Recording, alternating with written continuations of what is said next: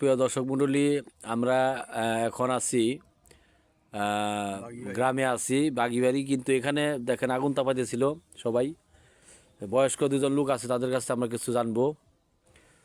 তো অজানা কথা যেগুলা আমাদের এখন ইয়ং জেনারেশন তারা জানে না।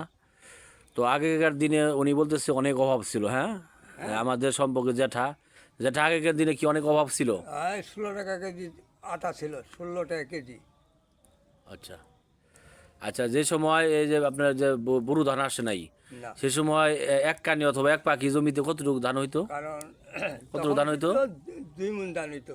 2 মণ মাত্র ধান হইতো। পর বুরু ধান আসার পরে 8টা ধান করক তারা দাইল, লোয়ার টাং এসব ধান হইতো, আচ্ছা, লাহা ধান হইতো।